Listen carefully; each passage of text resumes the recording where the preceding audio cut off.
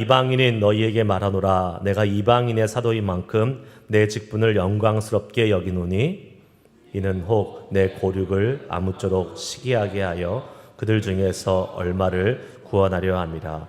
그들을 바라는 것이 세상의 화목이 되거든 그 받아들이는 것이 죽은 자 가운데서 살아나는 것이 아니면 무엇이리요. 제사하는 처음 익은 곡식가루가 거룩한즉 떡덩이도 그러하고 뿌리가 거룩한즉 가지도 그러하니라.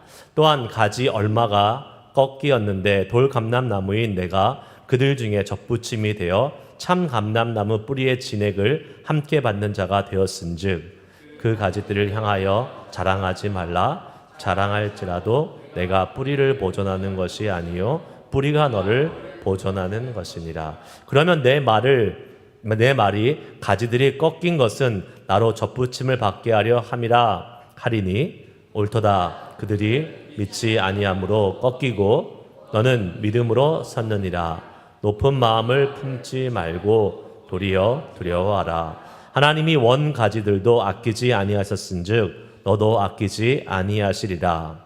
그러므로 하나님의 인자하심과 준언하심을 보라. 넘어지는 자들에게는 준언하심이 있으니 너희가 만일 하나님의 인자하심에 머물러 있으면 그 인자가 너희에게 있으리라. 그렇지 않으면 너도 찍힌 바 되리라. 그들도 믿지 않은데 머무르지 아니하면 접붙임을 받으리니 이는 그들을 접붙이실 능력이 하나님께 있음이라. 내가 원 돌 감람나무에서 찍힘을 받고 본성은 거슬려 좋은 감람나무에 접붙임을 받았으니 원 가지인 이 사람들이야 얼마나 더 자기 감람나무에 접붙이심을 받으리야. 아멘. 할렐루야. 오늘 예배 오신 여러분들 다시 한번 축복하고 환영합니다. 수요일 저녁 우리가 일주일에 중간에 한번 나와서 주님을 한번 다시 한번 찾고 가까이 갈 수 있는 것이 또 하나님의 은혜고 또 좋은 어떤 신앙의 패턴인 것 같습니다. 수요 예배가 없으면 사실 우리가 쭉 일주일 지내다가 뭐 토요일이나 금요일 이때 와야 되는데 수요일 한번 와서 같이 함께 또 주님 앞에 예배도 드리고 또 사랑하는 우리 교우들도 만나고 하는 이 시간이 참 귀하고 소중한 시간인 것 같아요. 지금 교회에 출타하시는 분들이 상당히 많죠. 수요 멤버들 중에서도 오시는 분들이 많이 지금 출타하고 계십니다. 그래서 어디에 계신든지 간에 하나님께서 함께 하시고 같이 함께 기도하면서 어려운 일로 또 출타하시는 분도 계시잖아요. 그러니까 여러분들 기도하시면서 하나님께서 함께 하시기를 같이 함께 중보해 주시면 감사하겠습니다. 당신을 위한 로마서 두 번째 시간인데요. 오늘 이제 당신을 위한 로마서 2 두 번째 시간이 아니라 2죠. 2. 근데 이제 그 챕터 중에서 하나님은 우리를 구원하실 것이다. 아마 이게 6번째 챕터인 걸로 알고 있어요. 그런데 저희는 아마 이게 지금 9번째인가 이렇게 하고 있는 걸로 알고 있습니다. 로마서 11장을 세 부분으로 나눠서 한번 살펴볼 거예요. 여러분 오늘 본문 말씀 읽었잖아요. 무슨 얘기예요? 기억하시는 게 이상한 거예요. 예, 이게 막 무슨 뭐 나무 얘기들이 막 왔다 갔다 하고 뭐 나무가 접붙임을 받았느니 어쨌느니 막 이렇게 왔다 갔다 하는데 무슨 말인지 모르시겠죠? 아시겠어요? 여러분? 제대로 집중해서 보지 않으면 이게 무슨 말인지 잘 모릅니다. 바울 사도가 지금 나무의 비유를 하면서 이방인들과 이스라엘을 돌 감람나무와 참 감람나무라는 이 나무의 비유를 통해서 이 나무가 이렇게 접붙임 받는 거 아시죠, 여러분? 접붙여서 하나의 나무가 되는 거, 이것을 이제 비유로 알려주고 있는 말입니다. 어두워요, 장로님? 불을 안 켜서 어두워요. 네. 여기 지금 불을 안 켰어요. 괜찮아요. 네, 그냥 하죠, 뭐 오늘. 네.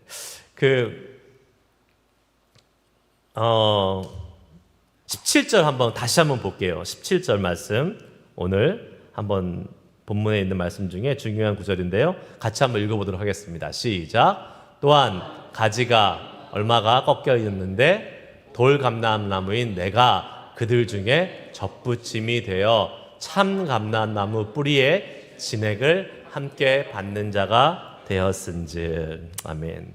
자, 감람나무가 무슨 나무죠? 감람나무라고 그러니까 사실 여러분들 헷갈리시고 잘 이해가 안 되실 텐데, 뭐요? 무슨 나무? 올리브 트리. 올리브 나무를 감람나무라 그럽니다. 그러니까 감람나무에서는 뭐가 열려요? 감람이 열리겠죠. 네, 그게 올리브죠. 네, 올리브. 네, 감람나무에서는 올리브가 열립니다. 그런데 올리브 트리가 종류가 여러 가지인데 크게 두 종류로 지금 나눌 수 있다는 거예요. 참 감람나무와 돌 감람나무. 말도 참 희한하게 졌어요. 참 감람나무, 돌 감람나무. 어느 게 좋은 것 같으세요, 여러분?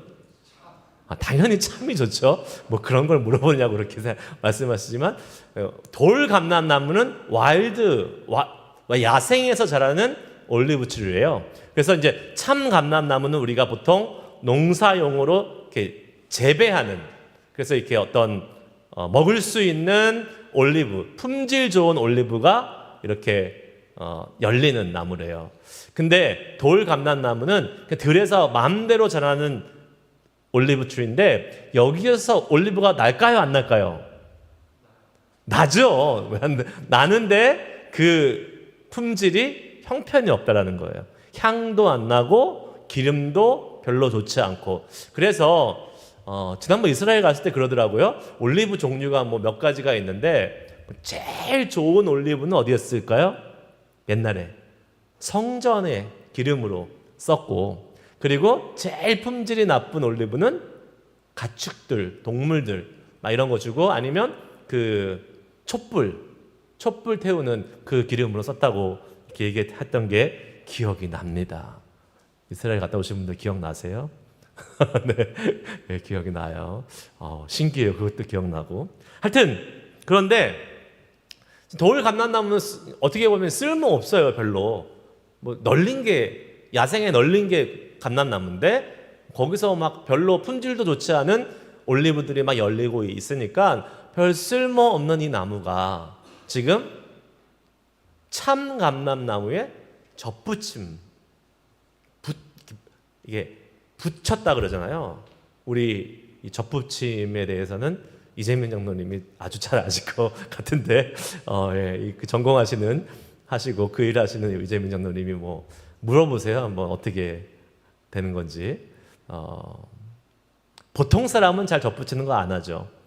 그런데 장로님은 그 일을 직업으로 하시니까 많이 하실 것 같은데, 여기 오늘 이 본문에 참 감람나무 가지가 꺾여서 거기에 돌 감람나무 가지가 붙었다 그랬어요. 그 말의 비유는 이스라엘 유대인이 원래 하나님을 믿고 복음을 받아들여야 되는데 그 복음을 받아들이지 않고 마음이 꺾였다. 하나님을 향해서 마음이 꺾여버려가지고 그 꺾인 자리에 누가 들어간 거예요? 이방인이 들어갈 수 있도록 길이 열려진 거죠.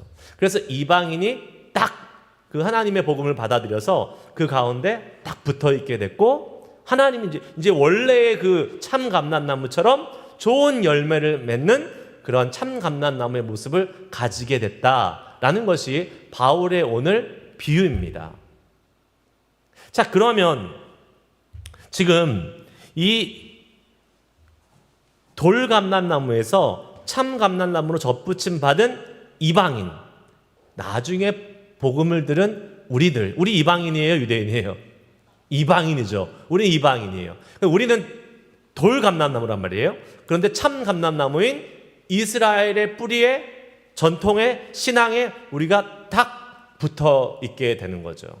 사실 이것이 은혜고 이것이 어마어마한 하나님의 축복인 것입니다. 그렇지 않으면 우리는 그냥 아무 상관없는 사람으로 살 수밖에 없었겠지요. 그러면 우리가 이제 탁 붙어가지고 원래의 그 하나님의 그 온전한 백성으로 살아갈 수 있도록 그 안으로 딱 들어왔어요. 그런데 그 원래 그 참 감람나무에 가지었던 유대인들은 복음을 받아들여요, 거부해요? 거부하고 꺾여져 버렸어요. 자, 그러면 이제 참 감람나무에 붙은 이방인인데 복음을 받아들인 우리들은 유대인들을 보면서 어떤 생각을 가질까요? 여러분 어떤 생각 가지세요? 유대인들을 보면. 네? 안타깝다, 불쌍하다, 긍휼히 여기는 마음을 갖는 게 사실은 제일 맞는 말이죠. 맞는 표현이죠. 그런데 은근히, 여러분 그거 아세요? 은근히 유대인들을 무시하는 사람도 있습니다. 왜 무시할까요? 나는 복음을 받아들였는데 너희는 이 복음도 못 받아들이고 뭐하는 민족이냐? 하나님이 이렇게 먼저 은혜를 받을 수 있는 기회를 주셨는데 뭐하고 있는 거야? 왜 그것밖에 못하는 거야? 되게 무시하고 어떻게 깔보고 하찮게 여기는 그러한 사람도 있습니다. 은연중에 그런 모습이 나오는 경우들이 있어요. 우리 크리스찬들도 마찬가지예요. 복음을 받아들이지 않는 사람들을 향해서 안타깝고 불쌍히 여겨야 되는데 반대로 되게 은근슬쩍 무시하고 나는 좀 이렇게 높은 자리에 있고 복음을 받아들인 하나님의 자녀고 너희는 그걸 모르는 좀 어떻게 보면 낮은 사람들이야 라는 그러한 태도를 가지고 살아가는 사람들이 간혹 있는 것 같아요.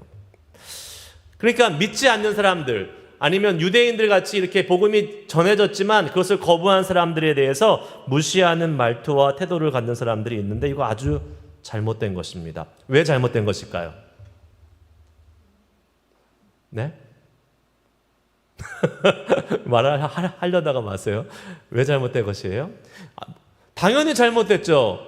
이게 뭐 복음과 성경을 떠나서 다른 사람을 무시하는 거는 잘하는 거예요, 잘못한 거예요? 잘못하는 거죠. 그거는 인간이 아닌 거, 인간성이 나쁜 거잖아요. 일단 잘못된 것인데 그게뿐만 아니라 특히 이제 유대인이냐 아니냐에 상관없이 예수 믿지 않는 사람들을 무시하는 것, 이거는 우리가 마치 뭔가 예수 믿어서 구원받은 것이 내가 그러한 자격이 있는 것처럼 생각하는 거기 때문에 아주 잘못된 교만이라는 것입니다. 절대로 예수 믿지 않는 사람이나 복음을 거부한 사람에 대해서 우월의식을 가져서는 큰일 나는 거예요. 왜요? 우리가 어떻게 구원받았어요? 믿음으로 말미암아 은혜로 구원받았잖아요. 그러니까 우리가 뭐 대단히 어떤 공로와 이 구원받을 만한 자격이 있어서 구원받은 것이 아니라 하나님의 전적인 은혜로 구원받은 거잖아요. 그러니까 이 구원이 하나님으로부터 온 것이고 선물로 받은 것이기 때문에 우리가 이 구원에 대해서 어떠한 자격과 우월의식을 내세울 게 없다라는 겁니다. 그런데 유대인에 대해서는 유대인들은 사실은 더 존중을 받아야 되지 이방인들의 무시를 당해서는 안 된다는 거예요. 왜 그렇습니까? 여러분, 그들이 복음을 거부했고 거부하지 않고 이 잘잘못을 따지기 전에 분명한 한 가지 사실이 있습니다. 하나님이 누구를 택하셨다고요? 유대인을 택하셔서 그 유대인을 통해서 하나님의 역사를 이루어 오셨고 메시아가 누구를 통해서 왔어요? 유대인을 통해서 왔고 또 사도는 사도들이 섰어요? 제자들, 유대인이 섰고 사도 바울을 통해서 복음이 온 세계로 퍼져갔는데 사도 바울은 누구예요? 유대인이에요. 유대인이 없으면 우리도 있다 없다? 없는 것이죠. 그러니까 유대인은 존중받아야 되는 것이지 이방인은 우리들이 복음을 받았고 그들은 복음을 받지 않았다고 해서 무시하거나 멸시해서는 안 된다라는 것입니다.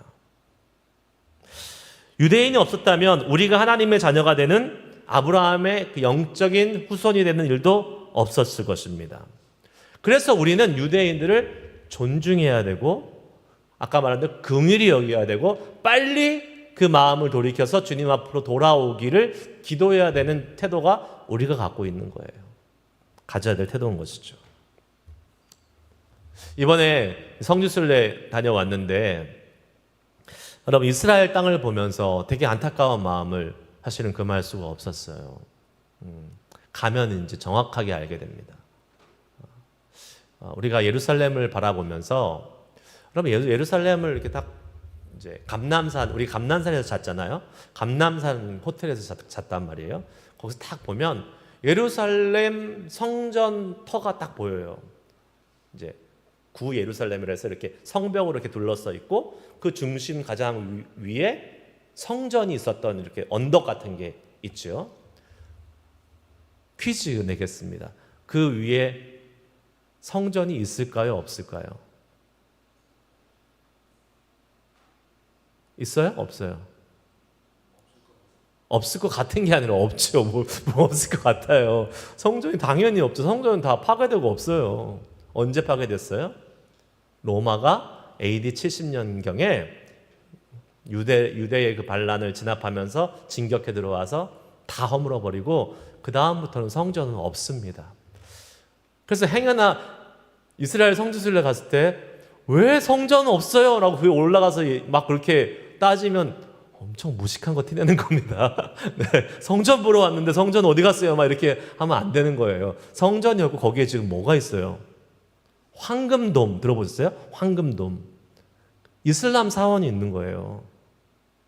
그 자리에, 예루살렘 성전이 있던 자리에 황금돔, 황금으로 아주 멋지게 되어 있는 그 곳이 이슬람 사원이에요. 사실 그 앞에서 막 사진도 찍고 막 그러지만 너무 가슴 아픈 현장에서 사진을 찍는 거죠. 예루살렘이 지금 가면 네 지역으로 나눠져 있어요. 이슬람 사람이 사는 아랍 지역, 유대인이 사는 유대인 지역, 기독교인이 사는 기독교인 지역, 그다음에 아르메니안 사람들이 사는 아르메니안 지역, 네 지역으로 나눠져서 살고 있습니다. 왜 그렇게 됐냐면 역사적인 히스토리가 있어요. 예루살렘의 주인이 계속 바뀝니다. 계속 바뀌어요. 뭐 우리가 잘 알듯이 원래 이제 다윗 왕이 거기를 수도로 삼으면서 거기에 왕궁을 짓고 성전을 지으려고 솔로몬 때 성전을 지으면서, 그게 BC 한 1000년경인데 BC 1000년경에 예루살렘에 성전이 지어지고 왕궁이 막 지어지면서 거기가 누구에 의해서 다스림을 받게 되는 거예요? 유대인들, 이스라엘에 의해서 이제 다스림을 받기 시작한 거죠. 그게 언제까지 왔다고요? 언제까지 왔어요? 쭉 오다가 오늘 역사 공부를 좀 하는 겁니다. BC 587년에 누구에 의해서 무너져요? 바벨론에 의해서 성전이 한번 무너지죠. 그리고 이제 포로로 잡혀갔다가 70년 후에 돌아와서 다시 성전을 재건합니다. 그러면서 금방 재건을 못하고 막 방해하는 세력이 있어서 재건 못하다가 한참 뒤에 다시 섰는데, 그 두 번째 선 성전 우리가 무슨 성전이라고 얘기해요? 스룹바벨 성전이라고 얘기합니다. 두 번째 성전. 그리고 그것도 사실 뭐 어떻게 잘 안 돼서 무너졌고, 새로 이렇게 지은 성전이 이제 언제 헤롯 왕이 그것을 이제 졌죠. 멋지게 졌죠. 아주. 그런데 그게 이제 AD 70년 로마의 타티스 장군이 들어와서 완전히 없애버리고, 성전 다 없애고 성벽도 다 허물어버리고 하나만 살짝 남겨놓습니다. 서쪽의 성벽 하나만 남겨놔요. 그 성벽이 뭐예요? 통곡의 벽. 예. 우핑몰인가? 그래서 통곡의 벽 가면 여러분 이렇게 빵모자 쓰고 남자분들은 들어가서 이렇게 한번 이렇게 기도하고 벽에다가 막 이렇게 꽂고 오는 거잖아요. 자매님들은 못 들어가요. 가서 옆에 가서 따로 이제 옆에서 이렇게 봐야 되죠. 예. 그런데 그렇게 AD 70년에 이렇게 망하고 나서 로마의 지배 가운데 계속 있었을 거 아니에요? 그러다가 기독교가 언제 공인됩니까? 로마에. 예, 300년대. 그러니까 주후 AD 4세기경에 로마의 국교가 되면서 그 예루살렘은 기독교인에 의해서 차지가 됩니다. 그 예루살렘은. 그러다가 로마가 이제 막 망하고 이슬람 세력이 막 흥왕하면서 BC 7세기경에 이슬람이 거기를 차지하게 돼요. 그리고 거기다가 이슬람 사원을 짓게 되는 거죠. 그게 언제까지 가냐면 1차 세계대전까지 가는 겁니다. 네. 거의 한 1000년 넘게 간 거죠. 쭉 이제 1000년 가까이 간 거죠. 그렇게 이슬람에 의해서 지배받던, 지금 주인이 계속 바뀌는 거잖아요. 유대인, 기독교인, 이슬람인. 그러다가 1차 세계대전이 끝나면서 그 자리에 사실 영국이 잠깐 그 자리를 이렇게 점령하고 있었고, 이스라엘이 독립을 하잖아요. 1948년도에 독립을 하는데 이스라엘에게 그 예루살렘을 안 줍니다. 안 줘요. 왜냐하면 1947년 바로 이스라엘이 독립하기 바로 전에 유엔에서 국제기구에서 이 예루살렘은 어느 한 나라가 차지하면 안 된다. 그래서 이 예루살렘은 그냥 국제 공동 소속으로 놔두고 그냥 원래부터 있던 그 아랍 사람들이 그냥 차지하게 해라. 그 대신에 그 주변에는 그냥 뭐 왔다 갔다 하고 유대인은 살 수 있지만 예루살렘 거기는 그럴 수 없다라고 이제 해버립니다. 그래서 거기가 통곡의 벽이 된 거예요.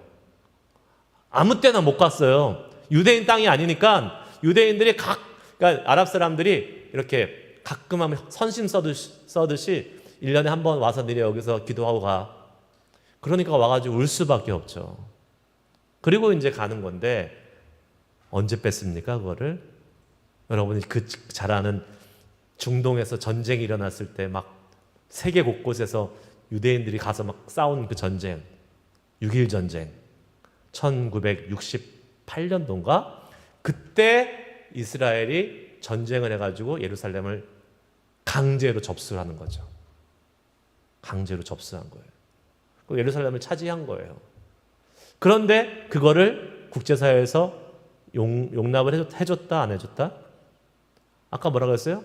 협정으로 이미 맺어버렸어요. 어느 한 나라가 차지하면 안 된다라고 해서 이스라엘이 강제 불법 점거라고 해가지고 그거를 중재를 해서요. 그 성전이 있던 그 성전 언덕 위에 지금 말한 아까 황금돔이 있는 거기는 아랍 사람들, 이슬람 사람들한테 남겨주고 나머지는 유대인 이스라엘에게 준 거예요. 그래서 되게 재밌어요. 거기 딱 가면 다 유대인 이스라엘 땅인데 그 성전 위에만 아랍 사람들이 아랍 경찰 군인들이 지키고 있습니다. 거기는 아랍 사람들 관할이에요. 그래서 저희는 못 올라갔잖아요. 그때 막 테러가 나고 막 그래가지고 아랍 사람들이 있는 그곳에 못 올라가게 이스라엘에서 막았어요. 저희는 못 올라갔어요. 밑에서만 보고 왔죠. 제가 이 말씀을 드리는 이유는 뭐냐? 나 이스라엘 갔다 왔다 자랑하는 게 아닙니다. 네, 그게 아니라 여러분 이처럼 이 예루살렘의 역사를 보면 어떤 생각이 드세요, 여러분?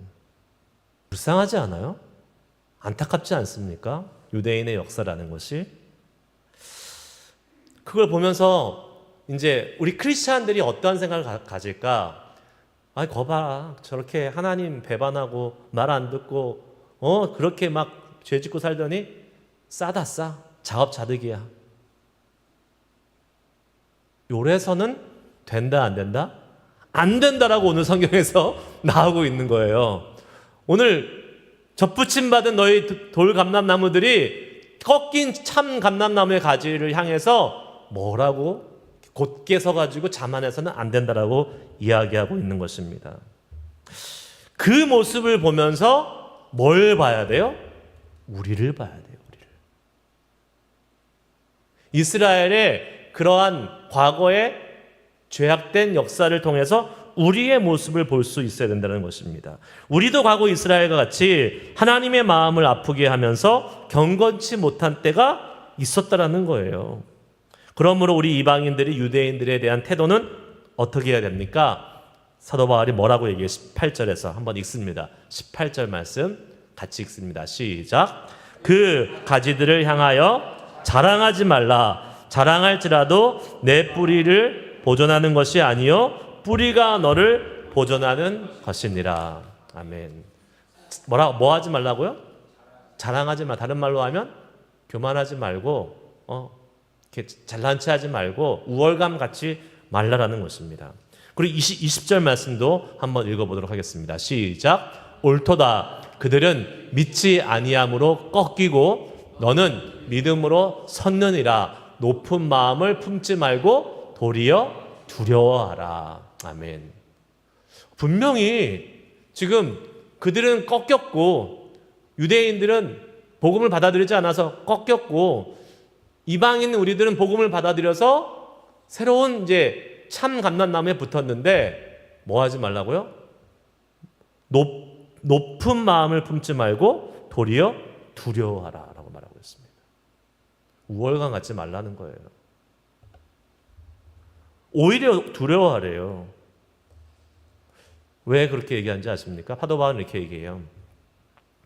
원래 참 감람나무였던 유대인도 하나님이 꺾으셨는데 너희는 지금 바깥에 와서 붙은 가지인데 하나님이 못 꺾을 것 같냐? 이렇게 사도 바울은 이야기하고 있는 것입니다. 그러면 이 말은 우리가 좀 여태까지 들었던 바울 사도의 말과 조금 달라요. 바울이 뭐라고 얘기했어요? 하나님의 사랑에서 절대 끊을 수 없다라고 얘기했는데 너희 못 걷겠느냐? 두려워하라라고 말하고 있잖아요. 그럼 바울이 지금 어떻게 얘기하고 있는 거예요? 뭐라 그러죠? 입 하나로 두 마디 한다는 같은 말로 두 마디 하는 거예요? 다른 말을 하는 거예요? 그 말이 아니라는 거예요. 여러분, 지금 바울이 말하고자 하는 핵심은 그 믿음을 가진 구원을 얻었다고 하는 이 믿음을 가진 것에 대해서 과신하지 말고 자만하지 말라는 포인트예요. 그러니까 유대인들이 왜 꺾였습니까? 교만했어요. 맞아요. 우리는 선택받은 민족이야. 우리는 절대로 하나님의 버림을 받지 않아.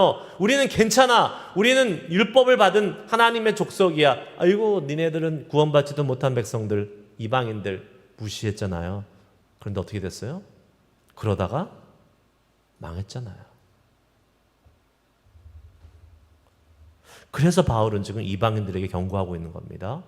그 교만함을 갖고 있으면, 그 배타적 우월주의를 갖고 있으면 하나님께서 꺾으실 수도 있다는 겁니다. 그러므로 우리에게 필요한 것은 하나님의 인자하심, 하나님의 은혜를 입은 우리들이 그 하나님의 인자하심을 잊지 않고 하나님의 긍휼하심을 잊지 않고 우리가 구원받은 그 사실에 대해서 감사하며 감격하며 날마다 예수님을 닮아가는 삶을 살아야 되는 것이죠. 그럴 때 우리는 유대인들을 향해서, 아니 유대인들을 넘어서 모든 믿지 않는 사람들을 향해서 어떤 마음을 가질 수 있어요? 긍휼한 예수님의 마음을 가질 수 있는 것입니다. 자, 이 두려워라는 것이 이제 너네 구원에서 떨어질까 봐 무서워하고 벌벌 떨어, 이 말이 아니에요. 그 말이 아니라 사실은 구원의 상실에 대해서 얘기하는 것이 아니라 그런 사람들은 아예 처음부터 그 구원이 거짓이었다라고 얘기하고 있는 것입니다.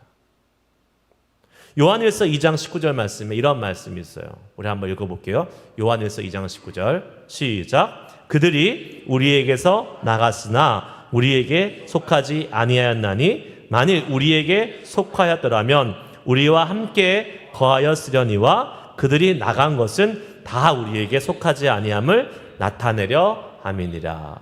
아멘. 구원을 받은 사람이 구원에서 떨어지는 것이 아니라 원래부터 받았던 그 구원이 거짓이었고 그 믿음이 거짓이었다. 원래부터 떨어져 나갈 사람이었다라고 이야기하고 있고요. 히브리서 3장 14절 15절 같이 읽습니다. 시작. 우리가 시작할 때에 확신한 것을 끝까지 견고히 잡고 있으면 그리스도와 함께 참여한 자가 되리라. 성경에 일렀을 때 오늘 너희가 그의 음성을 듣거든 경노하시게 하던 것 같이 너희 마음을 완고하게 하지 말라 하였으니. 아멘. 너희 마음을 완고하게 하지 말라. 뭐예요? 교만하지 말고 마음을 굳게 하지 말고 예수님을 날마다 닮아가면서 그 은혜를 잊지 말고 긍휼한 마음을 갖고 살라라는 하나님의 말씀인 것입니다. 즉 결론은 한 가지입니다. 뭐예요? 우리가 주님의 은혜로 구원을 받았을 때 그 처음 받았던 그 첫사랑과 그 초심, 그 믿음의 초심, 처음에 구원받았을 때 여러분 우리 가졌던 그 감격과 기쁨과 은혜의 충만함이 있잖아요. 그거 잃지 말라는 겁니다. 절대 잊어버리지 말라는 거예요. 여러분 우리가 지금까지 신앙생활 하다가 하나님의 은혜를 깊이 경험한 적 있잖아요. 진짜 어려웠을 때, 진짜 힘들었을 때, 그때 하나님이 건져주신 그 기억들이 아마 다들 있으실 거예요. 제가 이렇게 신방하면서 만나보면 다 그런 경험들이 있으시더라고요. 그거 잊지 말라는 거예요. 잊지 말라는 거예요. 그렇게 하나님이 우리를 나는 그런 경험이 없는데요. 아니요, 다 있어요. 우리가 그런 어떤 사건이 없다 할지라도 구원받은 그 사건 자체가, 구원받은 그 사실 자체가 우리가 어마어마한 하나님의 은혜를 경험한 그러한 놀라운 복인 것입니다. 그러면 그걸 잊지 말아야 되는 것이에요. 그러면 어떻게 됩니까? 그 구원받은 은혜 너무 감격해서 그냥 머리로 나는 구원받았어 이게 아니라 진짜 내 삶에 하나님을 만나고 인격적으로 만나서 내 삶에 이 구원이라는 어마어마한 큰 선물이 확 들어오는 이 사건을 경험했을 때에 그 사람은 그 초심을 잃지 않고 그 첫사랑을 잃지 않고 성경의 표현대로 첫사랑을 잃지 않고 살면 어떻게 됩니까? 모든 게 감사하죠. 안 그렇겠어요? 완전히 죽을 영혼들이었는데 우리 죽을 사람들이었잖아요 다. 근데 하나님이 건져내셨고 죄의 속박 가운데 그냥 억눌려가지고 막 그냥 어쩔 줄 몰라 살던 우리들이었는데 거기서 자유함을 주신 이 하나님의 놀라운 은혜를 경험한 우리들이 그 은혜의 감격과 감사를 잊지 않으면 진짜 모든 게 감사하고 모든 게 은혜고 어떻게 우리가 다른 사람을 판단하고 다른 사람보다 우월하다고 이야기할 수 있겠습니까? 오히려 이 긍휼과 이 은혜를 받지 못한 그 사람들을 향한 안타까운 마음을 갖게 되는 것이죠. 나보다 남을 높게 여기게 되는 것이죠. 여러분 자칫 잘못하면 신앙의 연수가 쌓이면서 신앙의 경력과 신앙의 그러한 교회에서의 어떤 경험, 세상 말로 짬밥이 쌓이면서 나는 신앙생활 이 정도 했으니까 어깨에 힘들어가고 나는 이 정도 교회 경험했으니까 웬만한 알만한 건 다 안다고 생각하면서 막 이렇게 그러한 태도로 교회를 다니고 있는 사람들이 간혹 있습니다. 옛날에 어떤 교회 갔더니요 이런 일들이 있었대요. 교회에서 한국 얘기예요. 이제 한국은 이제 전도하러 갈 수 있잖아요. 우리야 여기는 막 언어가 다르고 말이 달라서 사실 좀 그냥 갑자기 나가서 노방 전도하기가 쉽지 않은 상황이긴 하지만 한국은 언어가 같으니까 나가서 금방 할 수 있잖아요. 우리 앞으로 주일 이제 4번 이번 한 달 동안은 주일 예배 마치고 점심 먹고 다 전도하러 나갑시다. 그랬대요. 그랬더니 그 교회 장로님들이 어떻게 했는지 아십니까? 나머지 사람들은 다 전도하러 나가는데 장로님들은 당회실에 올라가서 커피 마시고 신문 봤대요. 그런 일이 있었대요. 믿거나 말거나. 그게 뭡니까? 그게 그런 일이 있다고요, 진짜로. 우리도 그렇게 되지 말라는 법이 있습니까? 물론 그러한 모습으로 나타나지는 않겠지만 우리도 잘못 신앙의 그러한 어떤 연수가 쌓이고 이렇게 시간이 지나가 버리면 자칫 잘못하면 그러한 모습으로 우리도 나타날 수 있다는 거예요. 교회에 집사가 되고 권사가 되고 장로가 되고 심지어 전도사 목사가 되면 어떻게 해야 됩니까? 더 은혜가 충만하고 더 감사가 넘치고 더 많이 섬길 수 있는 그러한 은혜와 감격이 더 많은 사람들이 그러한 직분을 갖고 섬겨야 되는 게 맞는 건 아니겠어요? 나 장로니까 나 목사니까 내 밑으로 알아서 하세요. 이게 아니라 교회의 직분은 그런 게 아니잖아요. 세상은 나이가 깡패라는 말도 있지만 교회에서 뭐 신앙생활 연수가 깡패라는 말이 막 그런 말은 없지만 그런 모습이 보일 때고 있잖아요. 여러분은 어떠세요? 우리 여기 지금 예수 1, 2년 믿은 사람은 아무도 없는 것 같아요. 다 오래 믿었어요. 30년, 40년. 뭐 아는 사람도 한두 명 있긴 하지만 네. 그러나 뭐 여러분도 많이 믿었어요. 벌써 10년 가까이 넘게 믿었잖아요. 많이 믿은 거예요. 지나오면서 여러분의 신앙은 어떻습니까? 주님 안에서 멀치해 가고 있어요? 자라고 있어요? 성숙해 가고 있어요? 그 첫사랑이 더 깊어지고 있습니까? 아니면 시간이 지나니까 그건 옛날 이야기고 점점점 근근히 그냥 그 사랑을 쥐어짜듯이 그냥 살아가고 있습니까? 여러분 어떠세요? 우리 주님 앞에서 오늘 이 시간 돌감람나무였던 우리가 참 감람나무인 그 진짜 나무에 접붙임 받은 우리의 삶을 한번 기억하면서 감사하고 또 그 은혜를 찬양하고, 그러면 우리가 컴플레인할 게 진짜 없다니까요. 그러잖아요. 우리의 삶의 가장 큰 축복은 구원받은 거, 그 하나만으로 충분하다고. 근데 뭘 그렇게 더 바라고, 뭘 그렇게 더 원하고, 뭘 다른 사람 어쨌느니 저쨌느니 판단하고 평가하고 그럴 틈이 있습니까? 우리가 지금 그냥 우리가 받은 은혜도 감사한데, 오늘 이 밤에 함께 기도하면서 하나님, 우리 아침 한개 눈앞 가리듯 나의 약한 믿음, 의심 쌓일 때 조용하게 들리는 주의 음성, 아무것도 염려하지 마라. 그러면서 주님께 우리는 이렇게 고백해야 돼요. 믿음이 약한 우리들도, 이렇게 못난 우리들도 주님 여전히 사랑하시고 여전히 품어주시고 여전히 주님을 배반하고 떠나서 마음대로 살다가 어려운 일 있을 때만 와서 하나님 나 도와주세요 해도 주님께서 그래 다시 해보자 하고 용서해 주시고 품어주시는 그 주님의 은혜와 사랑을 믿고 우리는 뭐라고 해야 돼요?